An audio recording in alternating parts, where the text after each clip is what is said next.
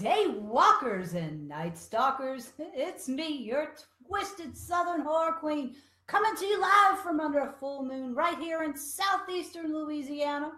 Happy New Year to all you guys. Let's make it a creepy one, right? It's been a little while since we hooked up. I missed you guys. Hoping that you had a great Christmas and that everybody got through everything without having to off one of your relatives. But if you did, and you're freaking out just a little bit because Uncle Bob's corpse is still in the garage, inbox me. I got some pretty cool little ideas on how you can get rid of your little problem without anybody catching on. So let's keep that on the down low. Just send me a message. Oh, yeah, and speaking of dead bodies, a big shout out to my always awesome and sometimes sober producer, Jimmy Bell, who's tweaking everything behind the scenes for TuneIn, Armed Radio, and Spreaker tonight. He's freezing his nuts off up there in Boston, Massachusetts. My heart's with you, my dear. By the way, catch Jimmy's show Pot Talk on Thursday nights when him and his little demented cohort, Paul. Yes, I'm sorry. I went there, Jimmy. Anyway, him and Paul have an awesome show called Pot Talk on Thursday nights. And right after him is Night Talk with Joe Rocks, which is nearly as offensive as Paul and Jimmy, but not quite. Also on Friday night, my boy Glenn Spillman comes in to do his weekly broadcast of Cellar 13 Films. That's an hour of all kinds of madness, great entertaining stuff. So if you're into acting or filmmaking or anything in between, you really should be tuning in to Glenn on Friday nights. You'll learn a whole lot. Also, Glenn does another show called Sports Insider. He does a show or episode Friday nights, as well as on Wednesday nights, right after Big Johnny Blender's Whiskey, Cars, and Cigars. Now, we got a shit ton of shows here on Armed Radio, so go to armedradio.com, check out everything, because there's going to be something there for everybody. Oh, yeah, everybody. Okay, we're not quite ready to kick off the madness yet because I got to give my shout outs to the sponsors for the Adrian's Fury Dragster. That's my guys over at Surreal Studio, D&M Graphics, Renegade Racing Fuel, Amelie Oil, and of course, Naked Wines. And another shout out to my boy Wade Cuevas, who says Kentucky's got the best moonshine. Them boys in Mississippi, they know what they're doing. They could put a spanking on an entire cast of moonshiners. As a matter of fact, it's still a little cool up here. I'm sampling the coconut moonshine tonight. Oh, that's awesome. Nice and yummy. Who's joining me? Susan Jones. Now, I knew you were going to be here, my girl. We're fixing to get rolling with the Coon Hill legends, so just stay tuned just for a little bit. And my girl Rhonda, she's in the house. Hello, my sweetness. Hope everything is going awesome for you. I saw that all the schools were closed today. Dirty moonshiners, that's right, Charles. We don't do dirty moonshiners. The Mississippi boys, they know their shit. They got it going on, trust me. All right, so now I got all my shout-outs out the way. It's that time. Y'all say it with me. It's time to dim the lights, lock the doors, kick out the damn kids, and grab your tasty adult beverage because we're about to get our scary on. Now, my girl Susie, I was just giving a shout out to. She's the one that hooked me up with this local legend. Well, it's local to her anyway. So thank you for that. Coon Hill Cemetery has turned out to be a crazy awesome little place. Let me tell all you guys about it because I was just learning, and I'm sure you guys are going to want to know about it as well. Tootie Edwards, good to see you, sweetheart. Hope all is well. And there is my boy, Lawrence. Happy New Year, my boy. All right, so this little cemetery was said to have been established in Jay, Florida around 1820. This area back in the day was bustling. It was a logging town that settled before Florida even became a state. So it's been there for a while. Now, there was a post office, a Pony Express office, a mercantile store, a blacksmith shop, and a church, which kind of fluctuated back and forth between Methodists and Baptists, because that's how we roll down here in the South. But anyway, most of these settlers were actually of Irish descent, and some of these folks just filtered in from neighboring settlements trying to find a better way to make a living because this place had it going on. So I found a whole lot of documentation of the folks that are buried there, even today. And beside the fact that the cemetery had been vandalized several times, lots of important folks are buried there, including a lot of Civil War vets. Now, I like to do research on the ground of a suspected haunted location just to see what kind of madness had gone down there in the past. But with this little chunk of ground, all I can say is that it's likely there were a whole bunch of Civil War battles fought there and probably some soldiers and some Indians that camped on the grounds. Other than that, couldn't find a whole lot of history on the spot itself. But there are a lot of rumors floating around this little graveyard as well.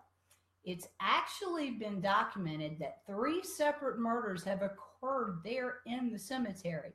And other than finding one that happened in the 1960s, I wasn't able to verify the other 2. And I was kind of bummed out about that.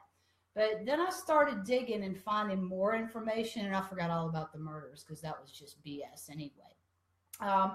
So there's this rumor that Coon Hill is haunted by the spirits of vicious animals. Well, I don't know about the vicious part, but I do have something to throw in that direction a little bit further down the road. So not being able to find anything on the history or the murders, like I said, was kind of a bummer, but the stuff I did find was way more than enough to make up for it. So I'm going to start off with some of the most highly reported incidents there. A little over 100 years ago, they built this concrete wall around the cemetery to prevent fires. You see, this little gym is tucked way back in the woods, and swamp fires, as we call them down here in the South, have burned through the cemetery quite a few times. And the problem with that is most of the grave markers were wooden.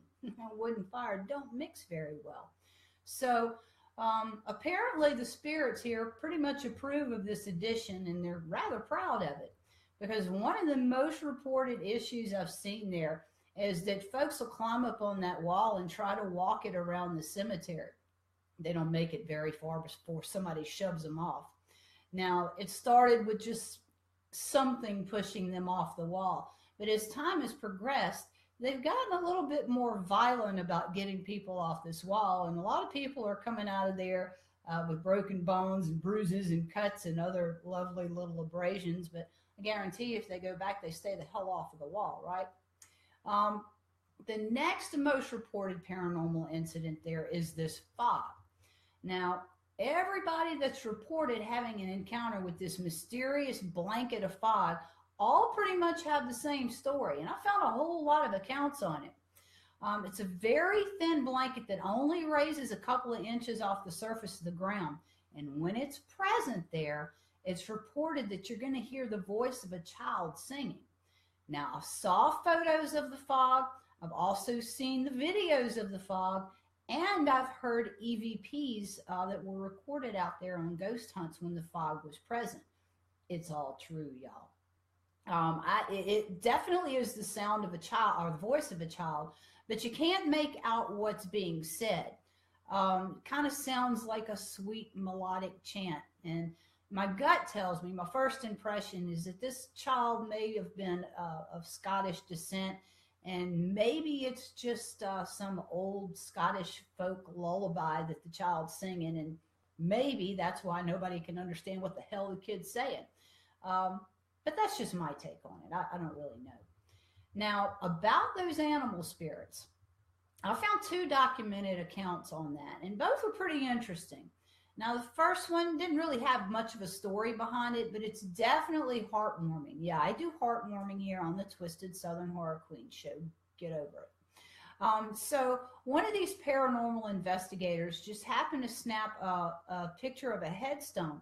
And when the picture was developed, you could see a small dog. It was a white dog with dark eyes that was curled up right there next to the headstone. But it wasn't all of the dog. Its face was very vivid, and you could see its front leg and its front shoulder and maybe a little bit of its back as it was curled around, but the rest of the dog wasn't there. And it just kind of makes you think that this was somebody's pet that followed him to the cemetery and was just laying there waiting or guarding the grave of its master or waiting for its master to come back. And we've seen that happen several times here in the paranormal world.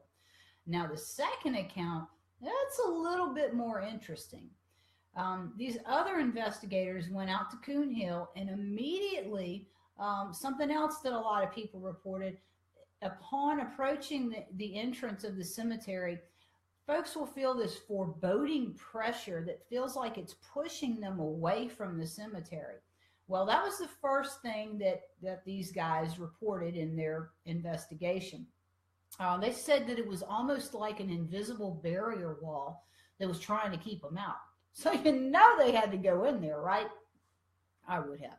Anyway, these guys documented the fog. They had multiple EVPs, but their brass ring was an encounter with a cat. Now, it was bigger than like a domestic house cat, but it was smaller than a panther. It was solid black, and it had the face of a cat, but the expressions on its face were kind of mimicking a human response. The cat was documented at the foot of her grave, and at that same instance, the investigator that photographed the cat became violently ill. And that leads to another common occurrence there at Coon Hill Cemetery. There's actually two different reports of becoming ill, or two different kinds of reports. A lot of people report that they become extremely nauseous while they're there doing their investigations. And in many of those accounts, these folks later realize that once they get home and settle down, there's a mark somewhere on them that wasn't there when they first showed up. These marks tend to range from scratches to bite marks, and a lot of them have been documented. There's a good one I'm going to tell you about here in just a little bit. Jose Garcia, good to see you. Hi, back from Louisiana. I know you guys are freezing too. And my boy, Freddie, Happy New Year, sweetheart. Hope everything's going well for you. Now, this next occurrence isn't really as common, but it does happen. Let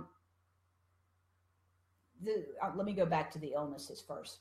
The second illness, they say, seems to coincide with when there's a whole lot of EVPs and a whole lot of activity going on.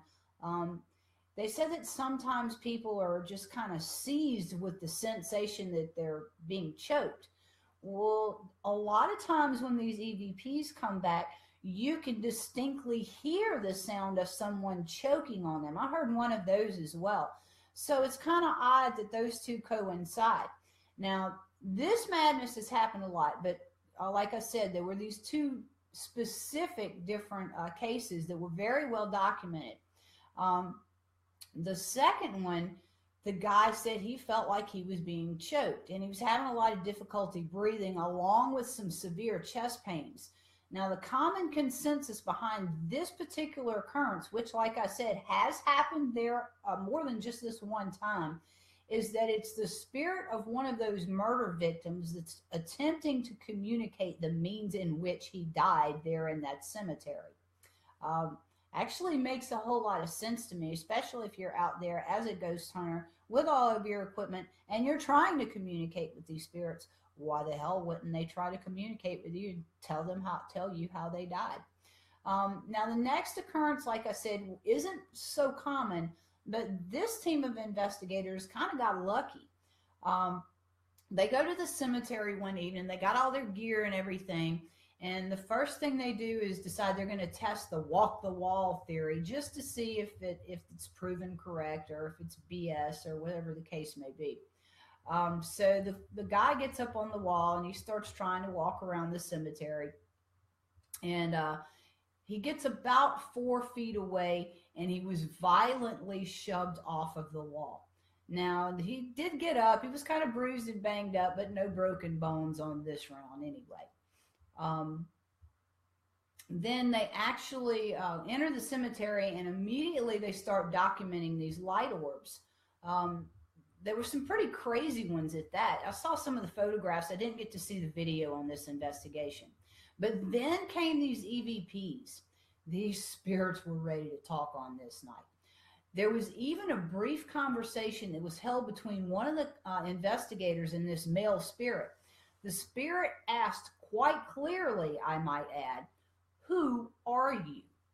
And then there was, "Where did you come from?" You could hear those two things very vividly on this recording. There were other clips that were recorded that night, another male voice that clearly stated the word Omaha. And then another clip, you can hear multiple voices, and they were just kind of chanting. They were saying, everybody's saying something. I don't know what's up with that. Maybe the investigators were making too much noise for them that night. I don't know.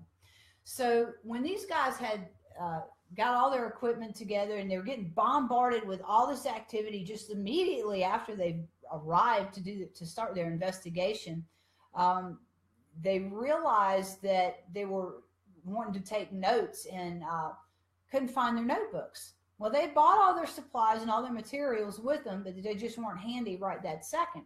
So one of the investigators that had been recording EVPs, she still had her phone on. She was recording as she was walking around the cemetery. She realized that she'd left the notebooks in her backpack.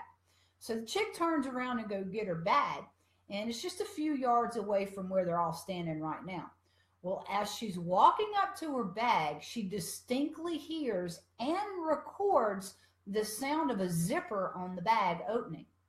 Now, she's still got her voice recorder going for the EVPs, like I said. So your girl stops in her tracks and she shines her light on the backpack to see the notebooks being pulled out one by one and landing at her feet. So it looks like they really had something they wanted to say that night, and they will make good and damn sure that it was documented well. And then the last interesting documented event in the whole cemetery, there was this guy and his team that had another very productive night at Coon Hill. He has several photos posted on his website of some seriously convincing images. One of them in particular, no doubt, it's this man in a fedora, and he's wearing a dark pinstripe suit, but you can only see him from like mid-chest up. The rest of his body's missing, but you can see the tree limbs from the tree that's behind him, kind of translucent through him. However, what is visible of him is crystal clear. You can see his crisp tie pin, his lapels on his jacket, even the pinstripes on his blazer. Other really good shots, but then there was this one that was definitely for real and definitely not human in nature. And this one kind of concerned me. So, Susie, stay the hell out of Coon Hill just because of this one. Also on the same guy's website, he shot a picture of something. It was a face of sorts that it had big gaping dark eyes and what appeared to be a veil of flames that were just fluctuating around its head. Now, I don't know what the hell this sucker is, but it didn't look like it was there to sell Girl Scout cookies. So if you go to Coon Hill, be on your toes because there's all kind of stuff going on in that little cemetery. I looked into past investigations of the cemetery, and surprisingly, I did find a ton of them. And that really shocked me because I had never heard of it until Susie brought it up for me. But like I said, all of them are complete with photos, videos, EVP recordings. Google Coon Hill in Jay, Florida, and you will run across some of these investigations and be able to listen to and see some of the same things that I did when I was digging into it. Also, make it easier for you if you don't feel like doing your homework. Catch my blog when it comes out this Friday. I'm going to do my blog on Coon Hill, and I'll be sharing a lot of the links to the EVPs and some of the pictures that I got to see. So you guys will enjoy that, I would hope. Marie Young Moore. Hello, sweetness. Hope everything is going good for you. Becky Watts McDonald and Susie, they don't allow people to go in Coon Hill anymore. I wonder why. Anyway, Happy New Year to all you guys. Thanks for hanging out with me. I'm a little bit rusty tonight. It's been a few weeks since I've done a live broadcast, so you guys just bear with me, and I'll hit the coconut moonshine again here in a minute. I'm sure that's really going to help things. Anyway, if you have a crazy haunted or urban legend in your neck of the woods that you'd like to hear covered on the show, inbox me at Southern Horror Queen on Facebook, and I'll look into it, and I'll give you a shout out on the show. I'm always looking for new legends and stuff to check out. Now, Susie's got me fiending for more haunted cemeteries, right? So here we go. Let's talk about some graveyard ghosts. So the first little boneyard that I dug up, hi, you like that, huh? Is in Candlemaker Road. That's in Edinburgh, Scotland. Now, they've been putting corpses in the ground here since the 1600s, so it's like one of the oldest cemeteries in Edinburgh. At the front entrance, there's this etching that reads, Non omnis moriar, which means not all of me will die. I really like that. I wonder if I can get that on a personal license plate for my car. Um, Probably not. Anyway, it's a fitting slogan that seemingly warns the visitors of the poltergeist that calls Greyfriars Kirkland home. This poltergeist was known in his human form as Lord Advocate George McKenzie, but the locals called him Bloody McKenzie. Now, this dude was brutal and vicious. He was a prison warden that seemed to get his jollies from torturing the over 400 inmates that he oversaw. Now, a lot of those inmates that died either at his hand or under his watch are buried there in the Black Mausoleum section of Commandant's prison. And McKenzie, when he did it, he was buried only yards away from the prison itself, which unwittingly tied him to the grounds where he had tormented all of those poor prisoners. Now, McKenzie's ghost has a reputation of being malevolent as hell, and he's known to attack visitors. Things had gotten so bad at one time that the city council actually closed the cemetery to the public, just like Coon Hill. Yeah, that's pretty serious, though. Try like 400 documented reports of McKenzie's antics there. Yeah, 400.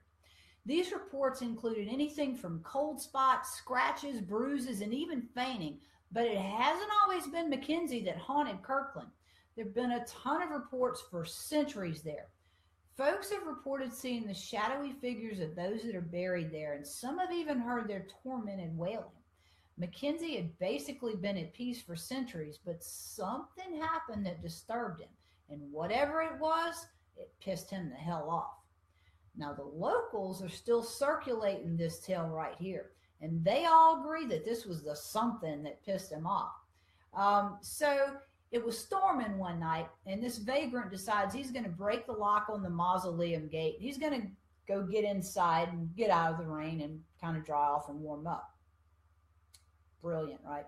So he breaks in, he starts looking around, and he sees all these coffins sitting there, and either out of boredom or some macabre sense of curiosity, he decides he's going to break one open just to see what's inside. Like, what the hell do you think is inside of a coffin, asshat? Anyway, this particular section of the vault that he was in just happened to be where McKenzie's relatives were interred.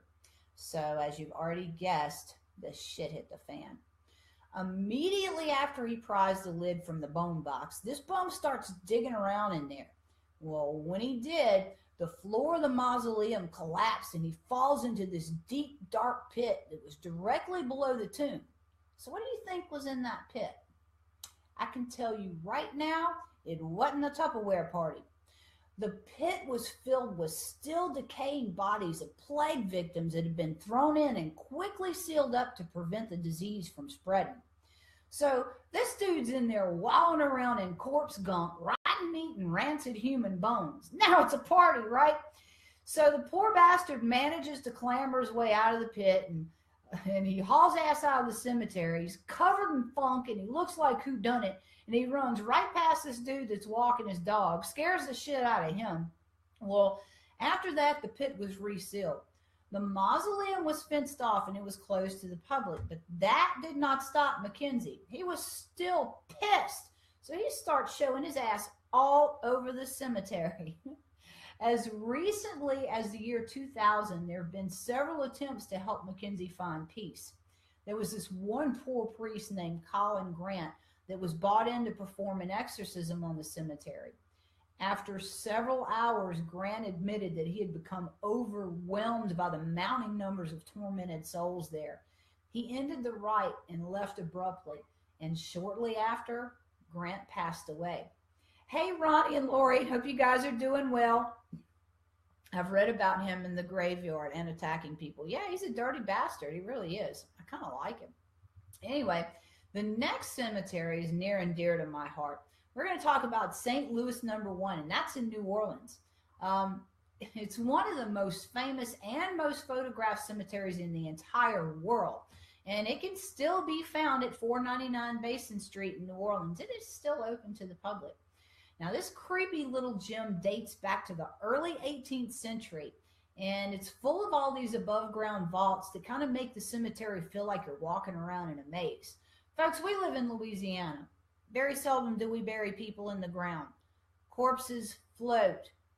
So the first corpse was interred there in 1789, and since then it's become the final resting place of some famous residents, including prominent citizens, politicians, pirates, the voodoo priestess Marie Laveau, and that twisted bitch Delphine Lalaurie.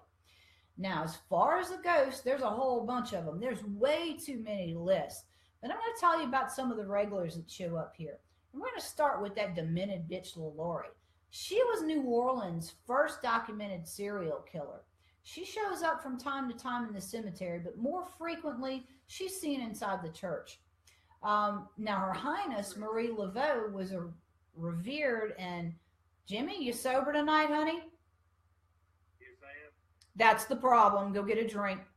Now, Her Highness Marie Laveau, as I was saying, was very revered and respected back in the day. But my girl is a show in herself, so we can't go into Marie Laveau right now because we'll be doing several segments on Marie. But you guys want to hear about her, let me know, and we'll definitely do a show or two on her. So for tonight, we're just going to stick with the appearances that she makes in St. Louis, number 1.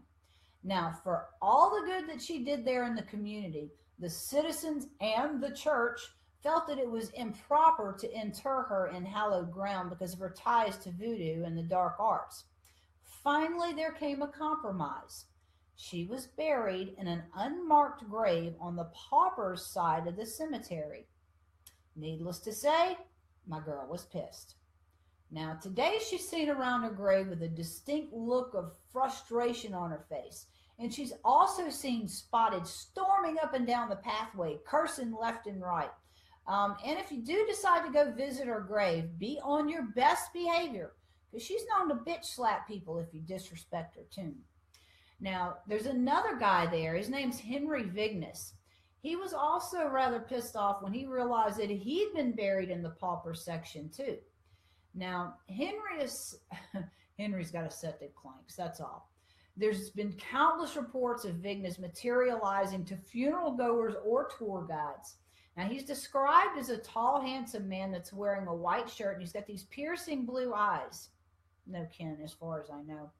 But the dude actually walks up to people, and he asks them if they know where his family vault is, or if he can be buried with the dude that's getting interred right now, just so he can be properly buried as well. He's also known to walk up to people and tap them on their shoulder and ask them, what do they know about this tomb right here? And as he walks away, he disappears a little further with every step. Now, it's rumored that Vignes worked on the river, and he was gone for long periods of time. He actually purchased his plot and then gave the deed to his new girlfriend. Well, when he comes back from being out on the river, girlfriend's gone, and he's sick as a dog. He's come down with some kind of wicked-ass disease. So he goes and he decides to look into his recently purchased grave plot, and he finds out that it had been sold. A few days later, he drops dead. Mark Bryant, nice to see you. Cher, awesome. I love to be shared. There's plenty of me to go around. And then there's this other interesting spirit that makes frequent appearances here, and his name's Alphonse. But not a whole lot of people know anything about him. They've seen him, but nobody knows his history or who he is or where he came from. He's said to materialize in front of people. He'll walk up to them and he'll grab their hand in his ice cold hand, and he'll ask them if they can help him find his way home. Before the person who's standing there looking at the spirit in front of him can even respond, he just busts out crying and then he disappears. That's not the only appearance that he makes there. He's also seen from time to time taking vases and flower arrangements from off of other people's graves and putting them on his own. And there's one other little quirk he's got with him. He's walked up to people and tapped them on the shoulder, kind of like the Vignes guy, and he'll warn them in a kind of a hushed tone to stay away from the Pennyhead family vault. So I dug around just a little bit to find out who the hell are the Pennyheads. Well, apparently they were very well connected with a lot of the families there in New Orleans at that time. So that might actually give us a little idea of how Alphonse met his demise. Tonight, also, we're going to talk about Boot Hill Graveyard. Now, there's a whole lot of Boot Hill graveyards, but we're going to talk about the one in Tombstone, Arizona. So, Boot Hill came to be a thing in 1878.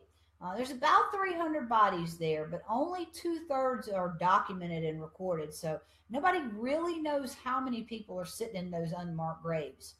The name itself gives you a pretty good idea of the type of folks that are buried there. Boot Hill kind of tells us that these folks died with their boots on. To us, that may mean like parish workers out there filling in potholes or something, but that's not what it meant back in the day. It usually meant that folks died violent deaths, whether they were executed or they died in a gunfight. Very few of the occupants of this cemetery actually died a natural death. Now, Boot Hill was closed in 1884, and a new cemetery was established somewhere else in the area. But it wasn't long before it started showing all kinds of signs of neglect and even vandalism. Yeah, back in the day. But even though the cemetery was no longer officially in use, it was still being used. That's where the bad guys got buried. Several outlaws are buried there. Folks that were just way too evil to put in a regular little churchyard cemetery. 3 of those evil souls were Billy Clanton along with Frank McGlory and Tom McGlory, all of which were killed in the famous gunfight at OK Corral. Now, I bring that up for a reason.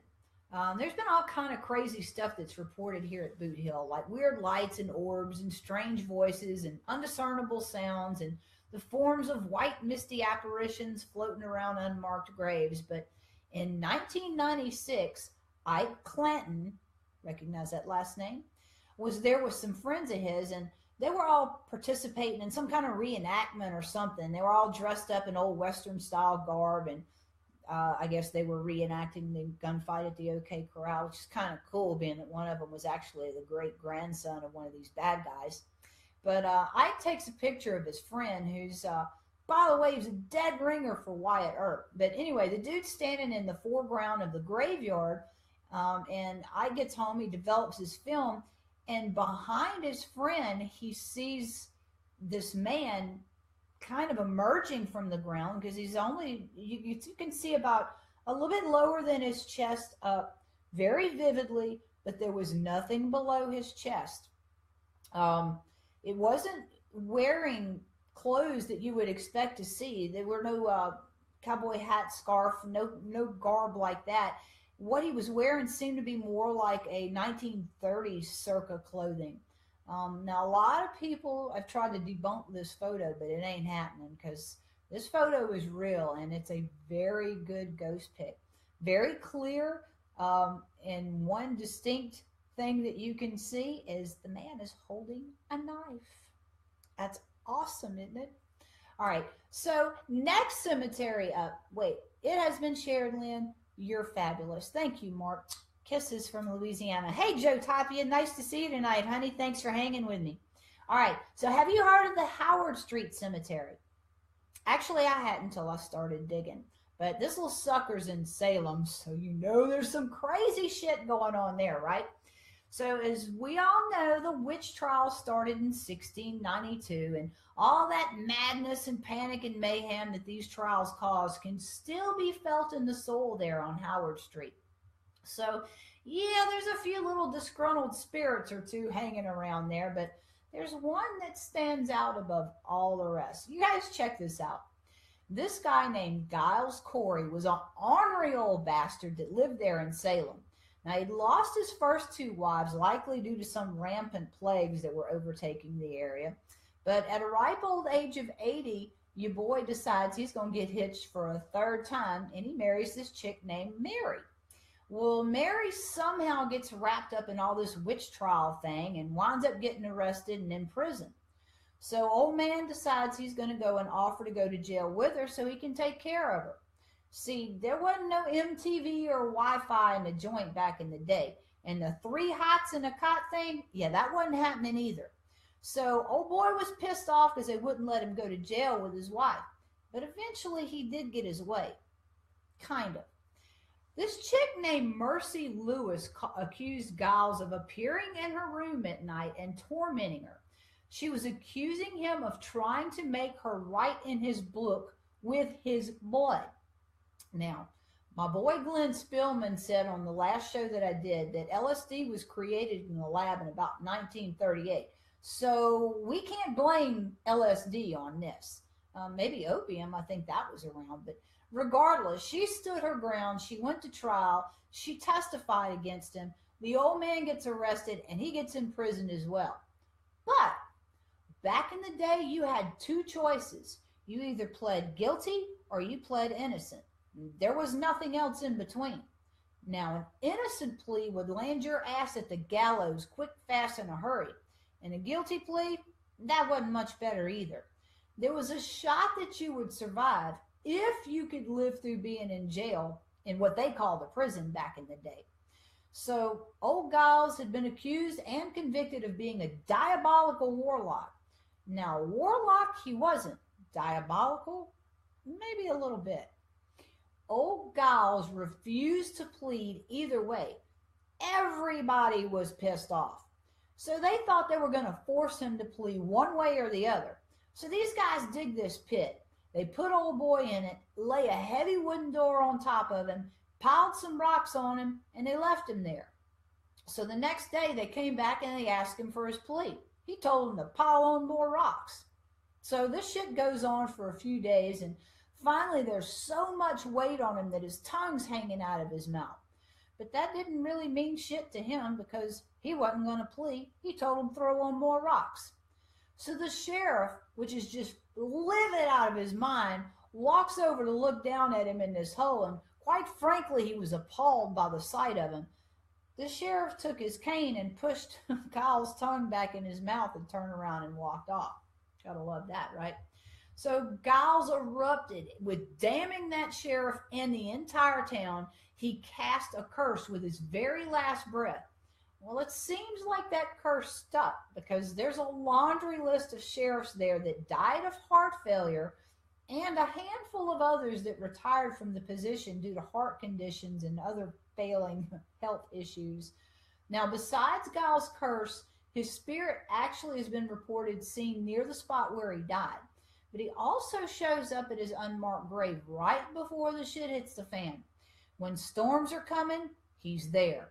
When the plagues are coming, yep, he shows up. He was even there just before the massive fire of 1914, which basically demolished Salem. So I thought that was a pretty cool old story. I like Giles. I like stubborn old men. Have you met Johnny Blender, by the way? So the next cemetery is in Huntsville, Texas. It's at the end of Bowden Road, which is also known as Demon's Road by the locals. But the cemetery is called Martha's Chapel Cemetery. So from what I can see, folks, it's not just the cemetery that's haunted. Thrill seekers are going to have one hell of a ride just getting there. Let me tell you what I found about this sucker. For decades, and even till today, there's a steady stream of haunting experiences that folks have had while they're traveling down this little country road. Not just eerie feelings or your hair standing on end, folks. There's some crazy shit happening on this road. But of course, the best of it always occurs in the cemetery. One of the eeriest statements that I read was by a woman that went there in 2010. This chick and her husband and a couple of her friends go to visit the cemetery. And while they're there, they see this man just kind of wandering around the tombstones, but nobody really paid him any attention. So a few days later, this chick goes to get in her shower, and when she turns around to close the shower curtain, the same creepy-ass dude is standing there in her bedroom, staring straight at her.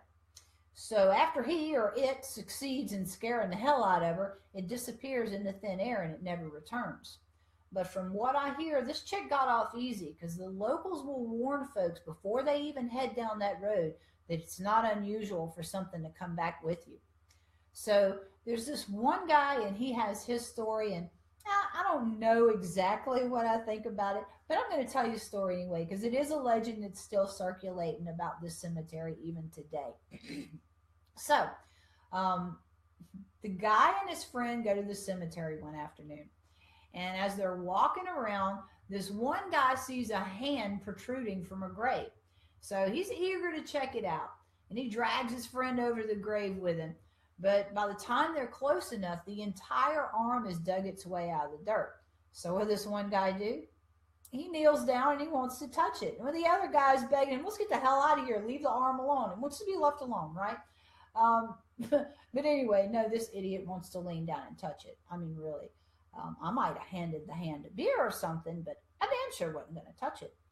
So anyway, the hand grabs this one guy and he starts pulling at him, trying to drag him in the grave. So his terrified friend grabs a hold and starts pulling his friend backwards, and eventually the ass clown is freed. So he stands up and he looks at his freaked out friend, and as he does, he sees a man standing directly behind his friend. Well, he looks up, and this man that's standing behind his friend is a mirror image of his friend. So he lunged forward to protect his friend, and the other man decides he's going to lift his head up. Well, he disappears at that very moment. So dumbass is freaking out, and he decides he's just going to run the hell away from the cemetery. He left his friend and everything, and decides he's going to go get in the car and stay there because apparently the car is supposed to be safe. So he gets to the car and he sees these huge handprints and dust all over it. So he's kind of freaked out about the handprints, but he decides he's going to go ahead and jump in, and he locks the doors, and he's trying to sit there and make sense of what the hell had just happened. So a few minutes later, he's drawn to look over into the back seat, and guess what he sees? His friend is crumpled up in the back seat, deader than hell. So the story goes. But like I said, I don't know too much about that story, but the rest of these occurrences that I'm fixing to tell you about are all pretty well documented. So I put a little stock in them. David Childers, my boy, good to see you, honey. Mint julep, right? So there's this one story about these folks that are taking a ride down Demon Road, and they experience one of the most common occurrences there. There's actually several common occurrences. As we were talking about the big hands and the dusty handprints on the car, that happens a lot. There are hundreds of reports from people filing actual police reports that have been down this road and hear something hit the car, or they stop, or they go home, and whatever the case may be, they see these big ass handprints all over the car. Well, another common occurrence there is that there's these weird lights that show up. Not exactly orbs, they're lights. I saw a picture of one of them, and it's kind of, if you can see the skull behind me, you see the red light in his mouth right now. That's very similar to what these photographs look like. But the quirky thing with that is however many people are in the car, there are that many lights that show up. They don't stick around for very long, and they don't disappear, apparently, because there's plenty of photographs of them that are floating around. But anyway, these people in particular, there were 4 of them in this car, and they look up and they see the lights. Well, the driver, they're all kind of freaking out, and they're taking pictures and whatever. Driver takes his foot off the gas pedal and starts to slow down because he doesn't want to pass them up, or he wants to make sure they get a good look at them before they disappear. Well, the second he starts slowing down, they hear something hit the back of the car. The guy floors it, and they get out of there, and later on, they're underneath some street lights, and sure enough, there are several big handprints on the trunk of the car that appear to have been drugged from when he stomped the gas pedal. So that's some kind of creepy shit right there. I dig it. So besides the lights and these massive handprints, there's plenty of other ghostly apparitions that are seen on this road to Martha's Chapel. 2 of the most commonly seen are this young kid with glowing eyes that's riding its tricycle down the side of the road. That's creepy in its own, but it's the other one that kind of freaks me out. It's this, it's an image of a person, but it's faceless. It's black and it's void. However, it looks solid at the same time. It's terrifying. I saw what somebody said was a picture of it. I don't know, maybe they tried to take a photograph of it. It didn't develop very well, But when I looked at it, it did kind of get a chill up my spine. So that was kind of crazy. All right. So enough with all the boneyards already. Let's try to finish the show out with a haunted inn. There's one in particular in Colnbrook, England, that I wanted to tell you about. You guys are going to dig this. It's called the Ostrich Inn, and it's actually one of the three oldest structures in this entire area. It was originally constructed around 1106. How crazy is that?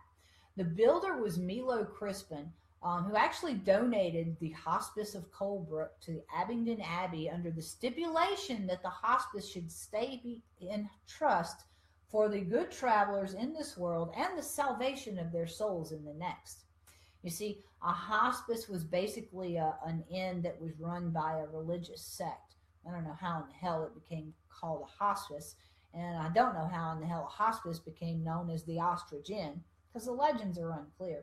But this little inn had been host to quite a few notable people through history. And in its earlier days, King John was there, Queen Elizabeth was there. They all had said to stay there, along with a laundry list of other well-known names that we could add to those two. But one of the most interesting is Dick Turpin, who was actually hiding out at the Ostrich at the time of his capture. Now, Turpin was a known thief and murderer that made a really good living off of hijacking travelers along the same route where the Ostrich was. After having barely escaped capture a few times, Turpin changed his name, cleaned up, and went to stay at the inn. A few days after he gets there, some authorities were passing through, and they decided they were going to stay there and rest up. So they've been kicking back and watching Turpin for the afternoon, and they got real curious as to who he was, how he got there, and how he was funding his lifestyle. So they decided they're going to question him. Well, they were already figured out that he's probably a horse thief, because he was. They go to his room, start knocking on his door, and he jumps out of the second floor window, and he hauls ass. So they catch him, and they lock his ass up, but they're still confused as to who he really is, because he keeps giving them his fake name. Then the dumbass writes a letter home to his brother, which clearly identifies him. When the letter gets into the hands of the authorities, they charge him with 2 counts of horse theft, and then they executed his ass. Now, the inn that stands today is renovated, and it's got several additions on it that were made sometime around the 1500s. The additions are 2 storefronts and a long gallery across the rear of the structure, but it really didn't change the inn's appearance that much. So whether or not the Ostrich Inn was haunted before its renovations, that's unknown. But this sucker started earning the most atrocious of its haunted badges in the 1700s. So the bulk of the credit for haunted history associated with the Ostrich Inn goes to a man named Jarman, who served as the landlord.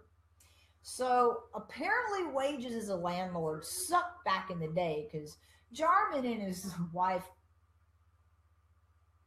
Jimmy's having technical problems. Jarman and his wife quickly devised a plan on how to supplement their income. Now, the inn was strategically constructed on the main stagecoach path between London and Bath. So a lot of the patrons were traveling either to or from Windsor Castle, which meant that they were loaded, and they usually had a whole lot of cash on them, or currency, or valuables, or something. A lot of these folks would stop in and they'd rest, clean up, or change clothes before they'd make their appearance at the castle. And like I said, a lot of them had a whole lot of cash on them.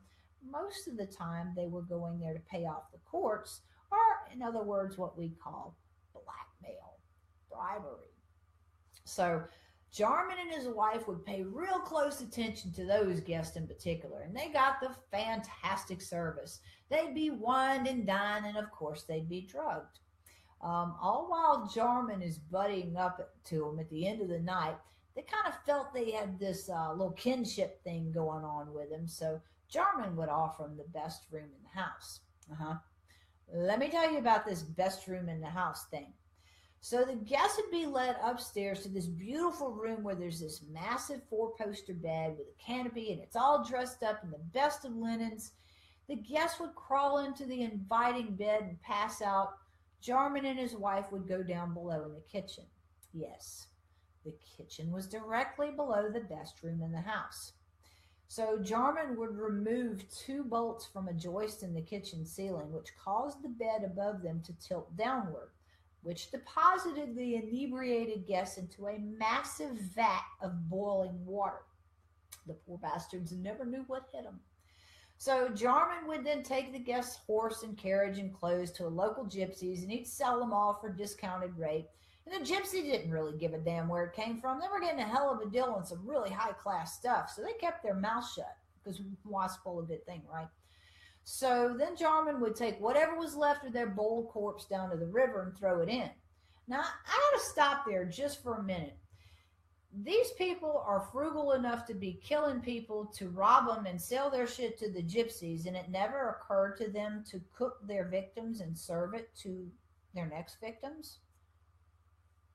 That would take a hell of a dent out of your grocery bill. I'm just saying, anyway. So Jarman gets away with this shit for years. It's estimated that he boiled over 60 guests just to rob them. It was all gravy until this one guest, though. So this dude wakes up in the middle of the night. He rolls around. He's hunting for the chamber pot. So when he finishes his business, he turns around to go get back in bed, and he sees the bed's tilted through the floor. So he staggers up to the side of the floor, and he's looking down, and he sees this boiling vat right beneath where the bed was, and he certainly would have been in it. So this dude freaks the hell out, and he starts screaming, and he wakes up everybody else in the inn, and they come running just to see what's going on. So the guests all come in there. They're all looking down in this hole, and they figure out what the hell's going on. So they go, and they tackle Jarman. Well, Jarman's arrested, and he, of course, goes to jail, and he's bragging about all these people that he killed before he ever got caught. Kind of an idiot dick move, right? So anyway, he was tried and hanged for his crimes, but at least he wasn't boiled. So at the end of the day, there's still a working model of this tilt-a-boil bed, and in fact, there's a whole lot of original facets of the ostrich inn that's still intact for now. But of course, something that was built in the 1100s with all of this violent death, and God only knows what we don't know that happened there. Oh yeah, the summit is haunted, I assure you. So there are, of course, the typical signs of haunting, such as voices and footsteps and closing doors and appliances that turn on and off. But there's a ton of pissed off ghosts that still reside at this inn. Now, there are others among Jarman's victims, such as a woman that appears in Victorian dress, and there's a young girl that's rumored to have hung herself from a beam in the upper level of the house. She shows up there. There's also been several encounters near the bar where a gentleman that identifies himself as John, he's actually known to carry on some somewhat lengthy conversations with people. They don't even realize that he's a ghost at first. He's admitted in one of these conversations that Queen Elizabeth was sitting on the throne while he was alive. So it gives you an idea of how long he's been there. The bar is very active. There's a suit of armor and a fireplace that have a whole lot of orb activity around them. Besides the bar is the Jacobean room, which is used mostly for formal functions these days. Many folks report that they feel like they're in a crowded room. Several spirits have made themselves visible, appearing in garments that look to be from the mid to late 16th century. There's a whole lot of activity here, but the room does seem to hold a fairly pleasant sensation about it. Hey, Brad and Melissa, good to see you. Have I heard of a movie called The Undertaker? Yes, I have. So the Elizabethan room is next. It has some dark haunting force that looms over it while you're in there. It seems to hover just outside the window, and it's been seen leering angrily inside at anybody who dares to walk into that room. Now, it may be the same dark, shadowy figure that's often been photographed in or around this room as well. So the stairs. Yeah, we got to talk about the stairs. Though it's actually not the stairs, it's what's beneath the stairs, which is now the women's restroom. So if you go to the Ostrich Inn, pee somewhere else before you get there. Because where the women's restroom is now was once the pantry where Jarman hid the boiled bodies until there was an opportune time for him to discard them in the river without being seen. Now, this area has a whole lot of orb activity, shadowy figures, putrid smells, and a sickening, oppressive sensation. You wonder why, right? A lot of visitors have also complained that their ears are ringing in this area as well. So then there's also the attic where you can hear whispers and there's cold spots. There's even accounts of something freezing cold that comes bolting down the stairs, which will push anybody aside that's walking up, or even if you're just standing at the bottom of the stairs contemplating to walk up. We're running out of time. I'm going to try to hit on a couple more of these rooms that are in this inn, and maybe we'll talk about the rest of them next time. So, from the attic to the cellar, there's the staff absolutely refuses to go down there to restock the bar. They said there's been way too many times they go downstairs and all of a sudden the door closes and locks and the lights go out. They say while you're down there locked in the darkness, you can hear something running around you giggling, and eventually you'll find your way out. So there's also a room that's called the Blue Room, and it's got some mad crazy shit going on in there too. There's a bunch of documentation on this room, many accounts that were filmed. So it's said that if you go down in this room that you'll start to look like something or someone else. I'm awake, Jimmy. We're fixing to lose the guys that are on Armed Radio, so tune in on Facebook or go back and listen to the rest of the show on Facebook later on. And good night. Hope to see y'all next week. All right, so these investigators decide that they're going to go in and they're actually going to test this legend to see if it truly does work. Let's get tune in off of the screen, and that would make my life a whole lot easier. So they take one of their investigators and they set him on a stool, turn out the lights, and put a camera on him. And so he's sitting under green lights so you can at least see him, but you can't see anything else in the room. Now, they say after a little while, his eyes start looking like they're bouncing back and forth, like he's watching something. This goes on for a little while, and then this mist kind of starts rising up around him. Well, the folks that are sitting there watching him lean in closer, and they realize that his eyes are closed, that he wasn't looking around the room at any point in time. At that time, when they've gotten close to him, they realized that his skin appeared like it was wrinkled, and his hands and his arms and twisted like he had severe arthritis. And a quick glance back to his face, they realized that he was a haggard old man with long hair. So I don't know how long it takes for them to get out of this stage of morphing into a haggard old man, or if it's a matter of turning on the lights and everything goes back to normal. But I found that very interesting. Besides the one guy, they decided they were going to try it a couple more times, just see what the hell would happen if they did. So they set another guy on the stool. Things were a little bit different this time. Now, nothing changed with this dude's appearance, but something crazy did happen. The gentleman became despondent, and he was talking out of his head. He was acting like he didn't know who the other members of the team were. And as he was speaking, these folks were watching the muscles of his face. They were contorting, and his voice inflections and mannerisms changed very drastically. So when he started getting confrontational, one of the other team members repeatedly called his name until he snapped out of the trance-like state that he was in. But after the event was over, the guy said that he was comfortable the whole time and he'd been sitting there talking with them. The problem was the conversation that he thought he was having with the other team members was not what was recorded by them during their investigation. Then the one last time they tried this, they set another team member on the stool. And this guy supposedly had a long, dark beard in real life. After he sat in the chair for a few minutes, the guy, his face, everything seemed to go just as smooth as mine. His beard seemed to disappear. There was no hair on him at all. Again, another documented experiment by this group of investigators. I'd like to do a little bit more on the Ostrich Inn. Can you imagine there's a whole lot of haunted history and a whole lot of gory and gruesome stuff that happened in this joint? I could. So maybe in a future show we'll do something specifically on the Ostrich and give me some time to do some research on it. Maybe the people who lived there, the people who built it, and people who owned the ground that it's set on before it was ever constructed in 1106. How crazy is that? All right, folks, so thanks for hanging with me while I rambled tonight. I hope you guys enjoyed the show. You can always catch my blog. You can always listen to my show on Spreaker.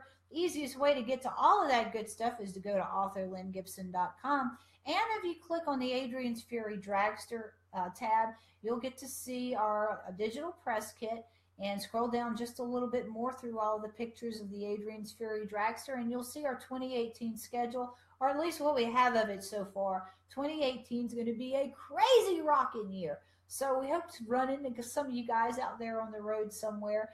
Stay tuned and watch for announcements as we confirm different cons. Pensacola Spooky Past Haunt the Present, Pensacola News Journal, Sacred Heart Hospital, the old one. I'll check into that. I think I've heard something about that Sacred Heart Hospital, but it's worth digging in some more. Thanks, Susie. And anybody else out there that has any kind of local legends, urban, haunted, or otherwise, if they'd like for me to dig in and broadcast on an upcoming show, shoot me a message on Facebook at Southern Horror Queen. I'd be happy to dig into it, give you a shout out on the show. Doesn't necessarily have to be a local legend. It can be any legend or any ghost story or any possession or serial killer, or anything that's gruesome or macabre that you just want to know more about. Hey, let me know, and we'll definitely put it in an upcoming show. All right, guys, like I said, thank you so much for hanging with me while I ramble tonight. I'm going to blame that rambling on Wade Cuevas because apparently this coconut moonshine has just kicked me into another entire gear. So this next sip is for you guys. Y'all keep it creepy, and I hope to see you guys all back here next week on Monday night, 7 Central, 8 Eastern.